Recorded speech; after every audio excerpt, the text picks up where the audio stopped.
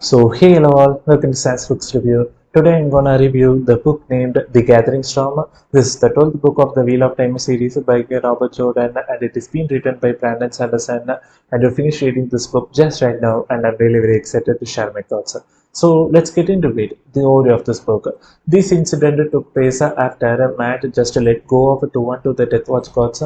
So Tuan is going to lead the Sianchan troops in the upcoming books.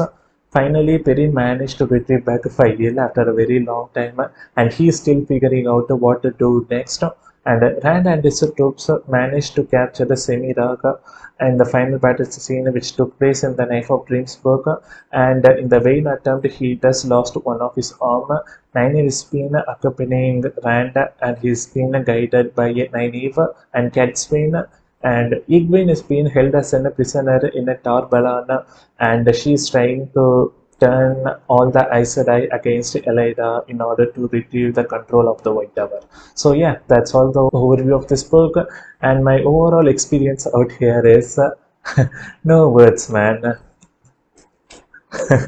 This book is freaking awesome. I never expected Brandon Sanderson to be so good in his writing style. Let me elaborate that on the spoiler-free review. So now let's get into that. First of all, I do think I deserve to read this book. After reading five slog books on a total, I do think I deserve to read a book just like this. It's been a very long wait for me. The last book which I do genuinely love is Lord of Chaos, which is the sixth book of the Wheel of Time series, which I do have read in the February month, a very long time ago. So yeah, after a long time, I managed to find a good essence in the book. So yeah, that's pretty awesome. It doesn't feel like entirely reading and a different author. All the sexist themes and the awkward notions are still present in this book. Brandon Sanderson is slowly turning the Robert Jordan writing style into his own narratives. And here there are two important changes which I do noticed here. First thing is Brandon Sanderson paced this book really very well, and the second one is a typical Robert Jordan book does follows the pattern like a flat story for a very long time with a spike at the very end of the book. But here, Brandon Sanderson gave a lot of big moments frequently in this book. For every 200 pages, there is something big has been happening around all these characters. And the next one, which I do notice, is Brandon Sanderson just used some of the Forsaken's character on a whole next level and used their full potential in the series. The one complaint which I do given in all the Robert Jordan books is he doesn't use the Forsaken's character really very well. Here, be it Semirag or whether it is been a grand all these characters been freaking awesome, and they do have a lot of screen time and altering the plot in this book. So yeah, that's the three biggest things which I do change it from the narratives of Robert Jordan, and it does work out really very well. And I don't know how Robert Jordan does thought that to write the 12th book as the final installment of the Wheel of Time series. I do feel if it has been written like that, it would feel very rushed. But yeah, I can able to understand it is a pretty emotional moment here, being because Robert Jordan is the one who actually sowed the seed, right? He's the one who created this world. He is the one who created the lore of this Wheel of Time series. But anyway, if Robert Jordan does finish the series, I don't think the fans would be that much satisfied with the conclusion. I mean, Brandon Sanderson is the best thing which does happen to the Wheel of Time series, at least in my eyes by now. So yeah, happy send up to Robert Jordan, but I didn't really miss him. Brandon Sanderson is actually nailing it. So yeah, I'm thoroughly impressed with all the contents with this book. So now let's get into the rating section. I would give one a solid 5 out of 5. This would definitely turn out into my top 5 favorite books of all time. This is the best Wheel of Time book I have ever read till now. Hope that Hours of Midnight and the final installment of the series Memory of Light would be way better than this. So yeah, this one is even a lot better than a Shadow Racing itself. That's all the thing which I do wanted to convey. Hope you all guys enjoyed it. And if you have read the Gathering Storm book, do continue watching this review. If you haven't read the Gathering Storm book, do exit this video because this section is going to contain a lot of spoilers. So now let's get into the spoiler talk. First thing which I do wanted to mention here is Varin's character. Man, that is so satisfying to read. It all does requires only one chapter, right? Uh, Not even one chapter. It does barely require 5 to 10 pages of screen time, where I never expected Varin to be one of the Black Aja, and she's been silently been working for the light all these times. Man, that is so satisfying to read. And I do thought there is something mysterious being around her character because we can able to infer something awkward with the conversation from a Verin to Alana in the Lord of Chaos book, but I never suspected her to be one of the Black Aja. And yeah, overall she hasn't done her part in the storyline, but her character could have been written in a lot more better way, I do think so, because she has been disappeared from the storyline for a major part of time, right?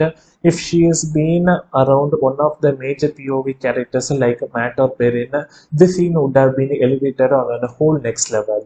That is missing here, but anyway, overall and really very satisfying arc, and Igwe does attained a lot more character growth in this one book compared to the 11 previous book combined, and she is not straight away very different at all. Brandon Sanderson does took where Robert Jordan actually left Egwene and slowly progressed her character, improved her willpower and her love for the White Tower, and everything is somewhat really very freaking awesome.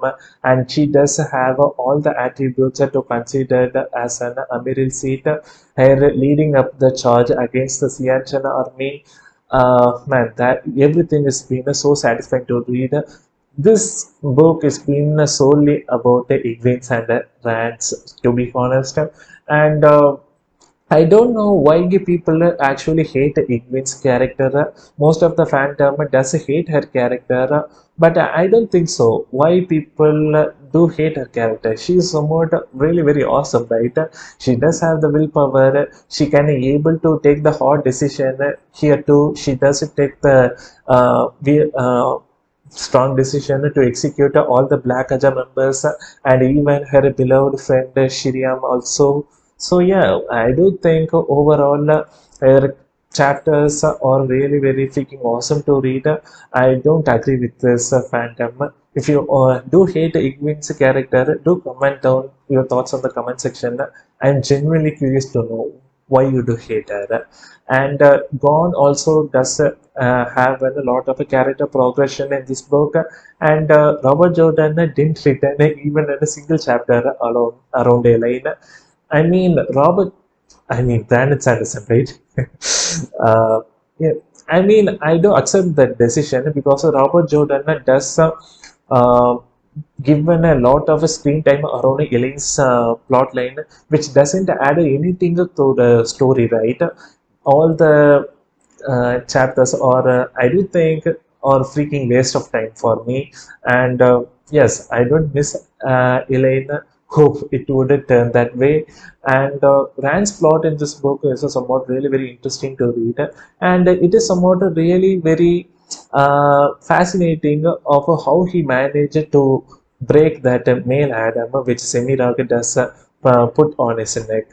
Uh, being naive and Elena does spend the whole plot time in the Shadow Racing book in order to find this male Adam, right? But he doesn't manage to broke that in just like a wisp. That is not satisfying at all. But the fight scene with the Semirag, which is somewhat really very interesting for me to read. Um, he managed to kill her with the balefire, and that is so satisfying, and he does manage to kill Grand Thal, which is such an ease, which is not actually satisfying for me, because she's been considered as one of the smartest Forsaken character to be out there. Her chat, her character being ended up like this is not at all satisfying for me. But anyway, it's okay. Um, he does mention, Rand has mentioned here that balefire is the only thing which can able to kill the Forsaken permanently from this world, right? I do think what if a Lanfear does come back? Because she's not been killed by Bayfire, right? She and Moraine does disappear into the world of a dream. If Moraine can able to come back, then Lanfear can too, right? Man, Lanfear has been one of my favorite characters in the Wheel of Time series. Even though she does appear for a very short period of time, her impact in the storyline is somewhat freaking awesome. Uh, yeah, let's wait and see. I don't know. This is one of my wild imaginations. And I do reach the stage where whatever is going to happen around Rand, whether he is going to go mad or whether he is going to kill one of his beloved ones, I'm going to support him.